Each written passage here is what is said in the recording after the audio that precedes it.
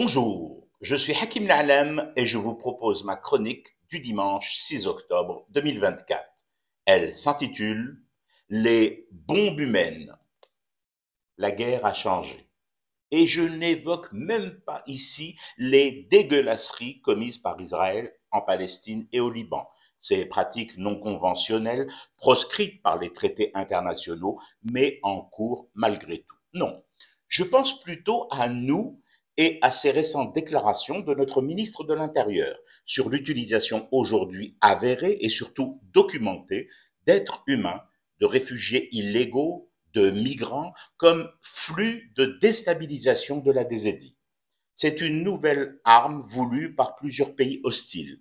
En tête, bien évidemment, Cannabisland, mais pas que. C'est une étape terrifiante franchie dans les conflits. On ne positionne plus son armée pour attaquer l'autre, on ne bombarde plus avec des avions, on n'utilise plus des drones pour éliminer des cibles ou pulvériser des immeubles, non. On lui injecte des migrants qui viennent enrayer les mécanismes de circulation légale des personnes, augmenter diverses formes d'insécurité et ouvrir des fronts sanitaires et épidémiologiques pouvant aller jusqu'à la paralysie de tout le système de santé du pays visé par ces manœuvres. Celui qui te veut du mal n'a même plus besoin de tirer contre toi des balles, des obus, des missiles ou d'envoyer des chars à l'assaut de ton territoire. Il enrôle de force ou de per diem des cohortes de migrants désespérés et les envoie comme des béliers humains en charge de briser les défenses adverses, les cordons sanitaires de l'autre en face.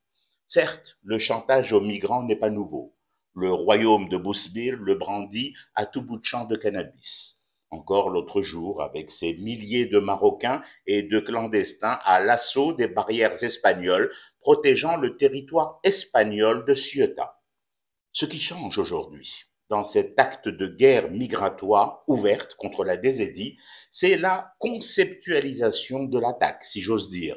Les nouveaux soldats de la misère sont recrutés en masse, pris en charge et convoyés par divers moyens de transport, entre autres des colonnes de camions, puis lâchés aux portes de notre pays. Quand j'écris ou que je dis lâcher, il faut bien le comprendre au sens littéral. Les passeurs de cette traversée du désert, auxiliaires patentés du pays qui te veut du mal, ont pour ordre de vider leur chargement au point déterminé, souvent de nuit, et d'interdire tout retour avec une cargaison humaine dans la benne. Les migrants qui comprennent la situation, mais trop tard, protestent, voulant revenir au point de départ, eh bien ceux-là sont éliminés sur place et laissés aux bêtes, au soleil et au travail de la nature. Et je n'aborde même pas ici, aujourd'hui, la présence au sein de ces bataillons de migrants d'éléments des services de renseignements étrangers. La parfaite couverture pour une incursion en territoire ennemi au moindre frais, en déjouant toutes les barrières douanières et policières et n'ayant même plus besoin de faux papiers, de fausses identités ou de transiter sous couverture par des aéroports et ports. Cet aspect-là de la guerre, celui des agents migrants, j'y reviendrai plus tard. Aujourd'hui, je reste focus sur la guerre migratoire dans sa dimension humaine terrible. L'utilisation de femmes, d'enfants et d'hommes pour créer des points de tension sécuritaire et de santé chez l'autre. C'est à cela, en plus bien évidemment des autres tâches immenses du quotidien que les autorités en charge de notre sécurité doivent faire face. Un des enjeux majeurs pour la DZI, s'adapter vite, très vite à cette nouvelle guerre.